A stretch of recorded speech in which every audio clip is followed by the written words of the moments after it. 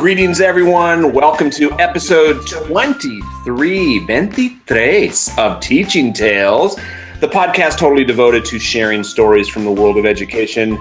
I am Brent Coley, an elementary school principal in Southern California, and joining me again is the amazing one, the only John Eick. John, how you doing, man?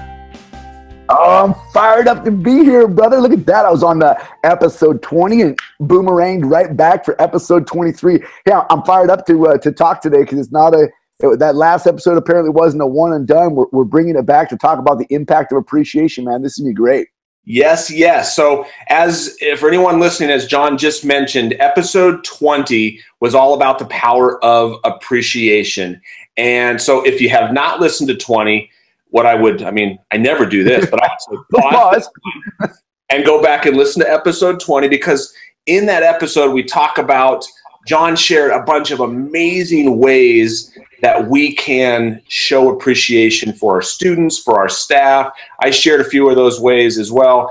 And after we recorded that, John, I took one of your ideas, and a couple of our friends who listened said, guys, you need to do like part 2. You need to say, what were the results of it? And John, real quickly, will you just kind of let them know that idea that you shared about the Google form? Tell just briefly, what did you guys do with that? Yeah, right. I mean, I'm a big Google Forms nerd. I love Google Forms for crowdsourcing all types of information inside the classroom and outside the classroom. And about 3 years back, it just dawned on me, hey, we could ask everybody in the community to share some appreciation for our amazing staff. It was like Staff Appreciation Week. And so I put together a little Google form and I just said, hey, share your name, who this appreciation is from, and share some praise for some of our amazing staff. And so that we put it out there in the parent, blog post of the week, and we kind of threw it out there on the Twitter sphere, and we said, hey, send some feedback. And we had that first time around 700, 800, 900 people give us some feedback and just say, hey, from the Smith family, we love Mrs. Jones. She was our second grade teacher 3 years ago.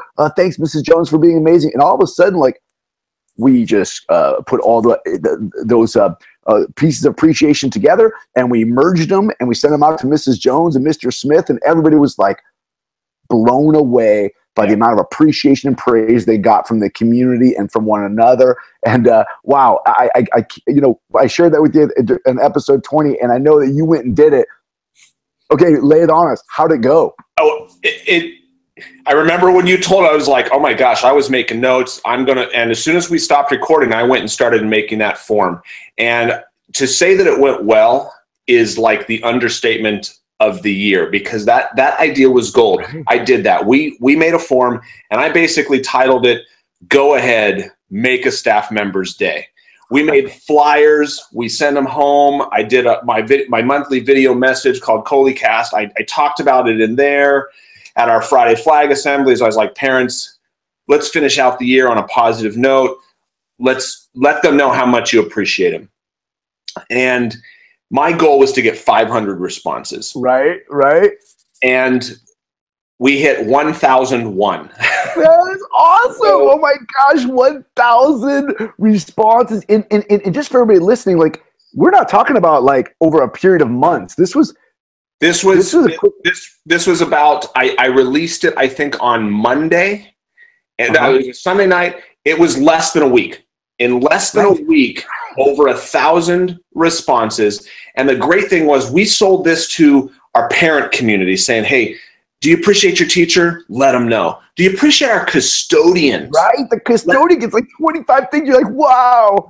Well, and I'll tell you, the one who had, I'll get back to it. Yeah. I'll tell you who had the most a little bit later. But we had, as our lunch ladies, our custodians, our instructional aides, those people who are doing all the heavy lifting oftentimes behind the scenes that don't get the credit. Not that that's why they're doing it, but they're not getting the appreciation or the pats on the back. And you and I both know, and anyone listening both know, we all know, we can't do our jobs without those people. I mean, that support staff, they're invaluable. So we sent it out. We sent out the Google form, and then, like you, I had a little mail merge set up. And what I did, it was just a simple Google form, drop down list of the teacher name. So choose the teacher or the support staff member, and then your name and then a message of appreciation. And what we did was I had a mail merge using Autocrat. If you're a Google Forms, Google Sheets user, we used Autocrat, and I merged it. So when it was done,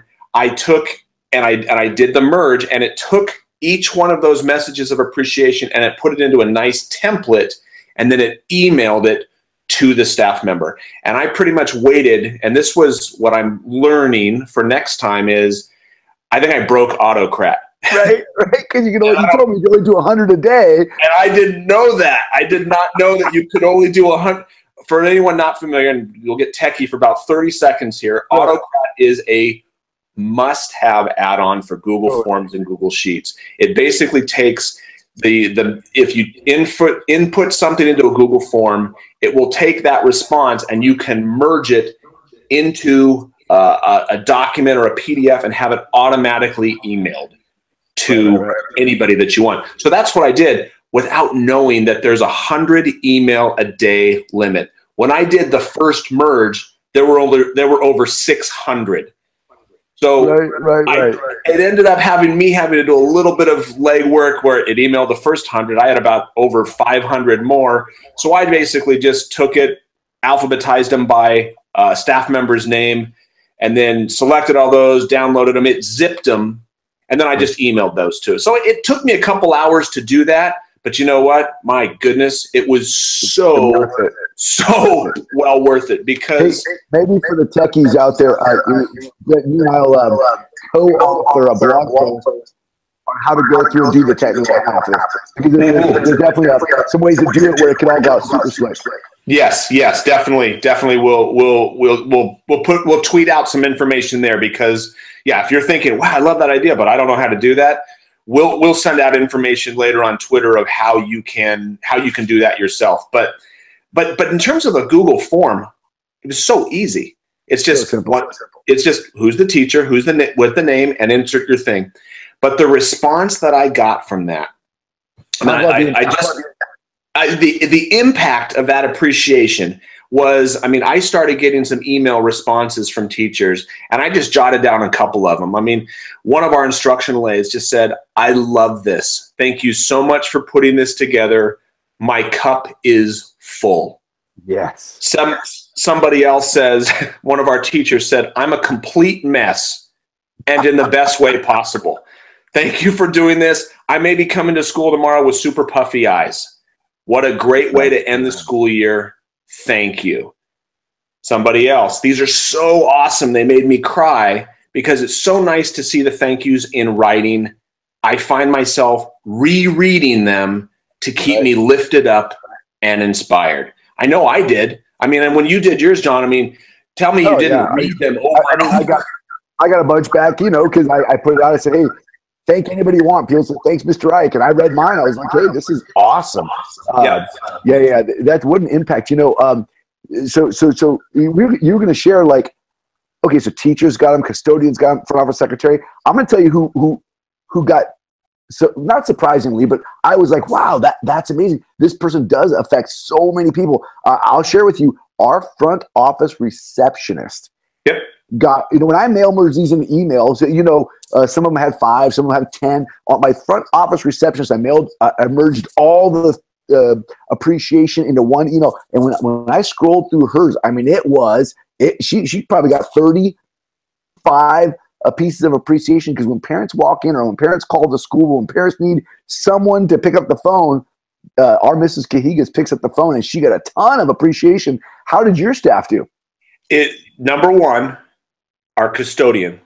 Awesome. That is the best. Which and even I think more amazing, not amazing, but awesome. It's a long-term sub custodian because our custodian is out right now on a medical issue. So we've had a long-term custodian, but it just goes to show you the impact that he has had out there on the playground, out there helping out kids. He had over 50 responses. Wow.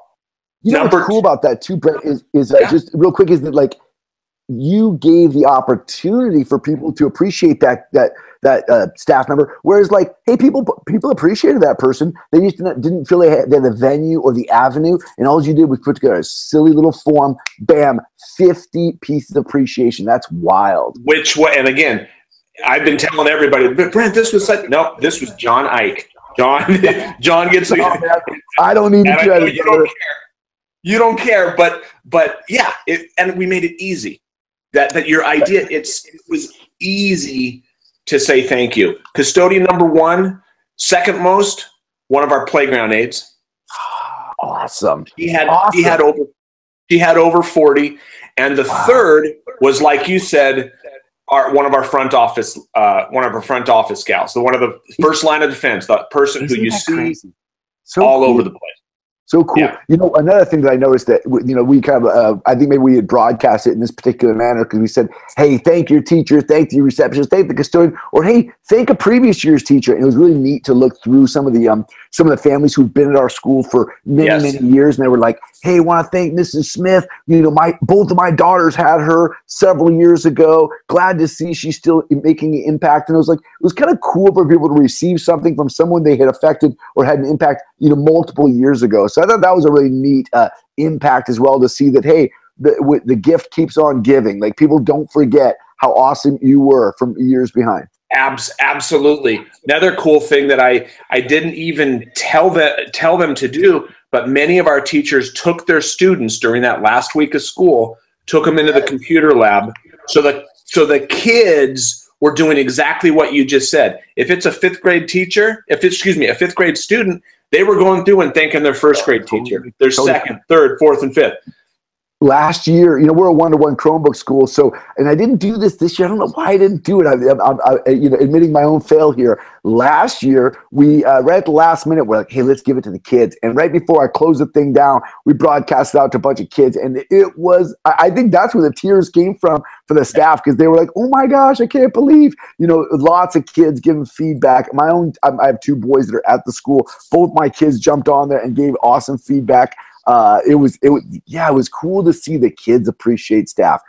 Impact was big. Hey, can I give a quick follow-up nugget to what I did with this form this year? So, you know, the end of the school year, we always do like a, you know, end of year celebration staff meeting, kind of, you know, throw some food out there. But that's what we give it our teacher of the year, our staff member of the year, all the big awards. Staff members, you know, appreciate one another. We do a big shout out. It's like 20 minutes of shout outs.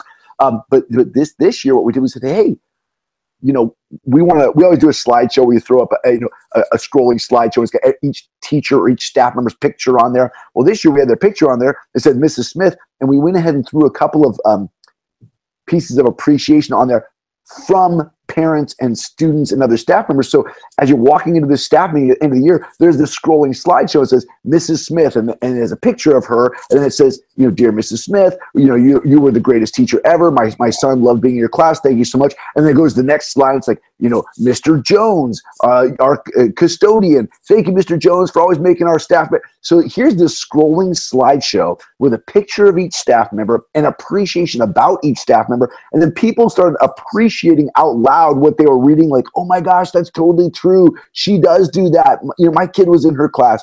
It was just really neat to juxtapose somebody's picture with some appreciation about them, and then make it public. Let the public, you know, let people see our staff being appreciated. The impact was awesome because it started conversations in the staff meeting, you know, or in our party. People were starting to say, hey, I just read that about so-and-so, and that's true. So it was really a neat way to use the kind of the data that we collected, or the appreciations that we collected, out loud and in a really positive manner. It was really cool impact. Making it public. That's so true. And I love how you said that. People say like, oh yeah, so-and-so, that mom said something about Mrs. Smith, and it may spark something that's like, oh yeah, you did that for me, and then I may go and thank Mrs. Smith again. So, no, totally. I even thought about taking that slideshow and throwing it out on Twitter, just to like let people see, like, hey, click on this slideshow and you'll see something positive about all 110 staff members at our school. You know, it's cool. It's a cool little follow up on it. We had a lot of fun with that. That's awesome. One of the things that I wanted to share too is in looking through. I mean, as I was kind of looking through the spreadsheet and looking what people had done, I was tearing up for the ones that weren't for me.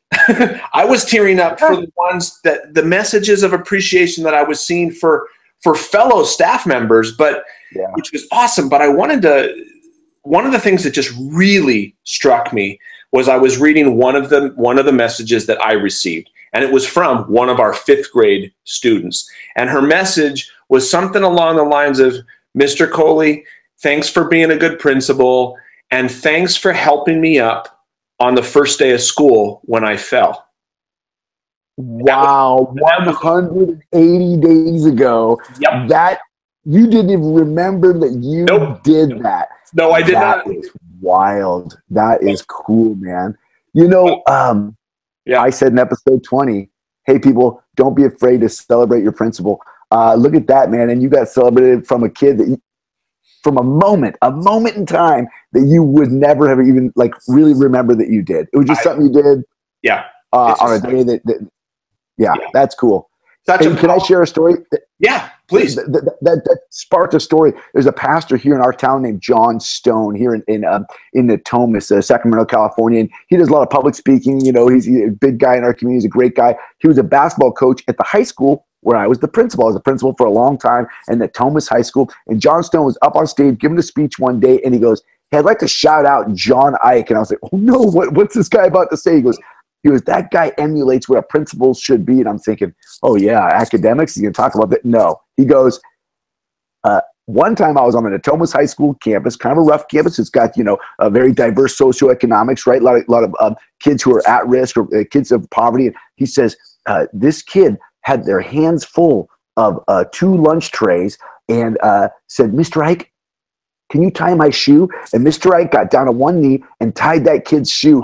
And I blushed and I thought, yeah, I guess I did do that. Whatever. I wouldn't have thought that was a big deal. This guy then went on to make this whole 20-minute speech about, you know, the power of being there for people when they need you. And I thought, oh, that I'd forgotten that moment ever happened. I probably tied 100 kids' shoes, right? You do whatever you do as the principal, and that kid, that guy, remembered that moment. And same deal, you picked up that kid when they fell down on the first day of school, and you went on about your business. And to be shouted out for it, that's kind of a cool. You left a cool memory in somebody's mind, man. And that's kind of what appreciation is about, right? Is appreciating those memories. Absolutely, and kind of going with your story. We never know that what we're going to do. I mean, number one, kids watch everything that we do. They listen, they remember everything we do. But like in your story, it was somebody else that saw it and remembered that. Right. So right. I love that. You know, and that's, I think, the power of crowdsourcing appreciation. Like what we're talking about is giving out a Google form to thousands of people and saying, hey, what have you noticed? Yeah. What have you noticed about the adults in our school? And you can do it about our kids. You can do whatever, but you're taking a moment to say, what have you noticed positive? Because we hear the negative too. We're administrators. Yeah. You pick up the phone and go, can you believe Mrs. Smith said this to my kid? And you're like, hey, Mrs. Smith had an off day. You know, it happens. But to say, what have you noticed positive? And then you got 1,000 responses in less than a week. Dude, that is people noticing what we do. All of us, and that is the power of the crowdsource is incredible in this particular manner. It's good stuff, man. Yeah, no, that was and just to kind of maybe to close, just before you and I started recording, I was on Twitter, and Justin Tart, I don't know if you follow him on Twitter, but he's got some good stuff, and he just said, school climate is what is said in a staff faculty meeting. School culture is what is said in the parking lot after the meeting. That is awesome. And I think that your idea of this form that you sent out, and that I took that idea and had a huge impact. That's not building school climate. That's building school culture. That's because I have to think that people in your organization, after you did that, when they're talking with teachers who maybe work in surrounding districts, they're saying, dude, do you know what John did for us. I mean, I got 30 messages and I'm the custodian. I mean, it's right. because it's unfortunate that they don't get those kudos as much. And I have to think that positive message is going to be spreading. Yeah, and what's interesting about, you talk about culture, I've spent a lot of time working with a guy named Phil Boyd. You guys, he's a school culture genius, right? And when he talks about culture and climate and that culture can't be created in a day. It's not a single event. It's not one thing that creates culture. And this year I got an email from Ashley Patel, who is like an awesome kindergarten teacher. I mean, she is phenomenal. And she's at my school, and she sent me an email after these crowdsourced appreciation notices went out, and she says, John, this has really become something that I look forward to every year. And I thought, oh, this is the third year we did it, and now it's part of our culture. It's part of what we do. Like she said, oh, I was really hoping that this was going to happen again, because this is something I look forward to. So what a neat, now it's a part of our culture. Now, 10 years from now, I win the lottery, I'm gone, I'm out of Westlake, someone else is there, and maybe that culture lives on. Maybe that piece continues, and it's something we all look forward to. So yeah, I love the difference that you noticed there, that in the staff meeting, that's climate. That's what's on the agenda. Culture, it's what we do every day that we notice about the way we do it. That's the real culture. Yeah, I love it, man. It's good stuff. Hey, kudos to you for creating a culture of celebration and appreciation at your school. Because I'll tell you what, people have a choice of what school to send their kids. People have a choice of what school to work at. And I'm telling you what, I'm picking the school that has a culture of appreciation. Amen. Amen. No, it's definitely something that, again, I thank you for the idea. Definitely something that people have asked me, are we going to do this next year? Yeah. We sure are. I mean, I want to make this a tradition, and I'm just going to close with my assistant principal, Cassie Caldwell, who is fantastic, by the way. And she has been if you're listening, Cassie, she has been so instrumental in helping build a more positive culture this year by facilitating and planning holiday potlucks. And we had a barbecue our last week of school, and our staff shout out board with Post-its. I mean, she has done so much for our culture this year. When I sent out the messages of appreciation, when I did the merge and started sending them out, she texted me and just said, this is the coolest thing I've ever experienced in all of my years of education. Wait, say that again. Quote that again. Say that again. This is the coolest thing I have ever experienced in all my years in education. Epic. Period. Dude. Mic drop. Mic drop. We're out. So, right, man. But John, no, thank you, man. Again, I'm hoping that anyone listening is the whole purpose of this podcast through storytelling is to encourage, to inspire, to build up.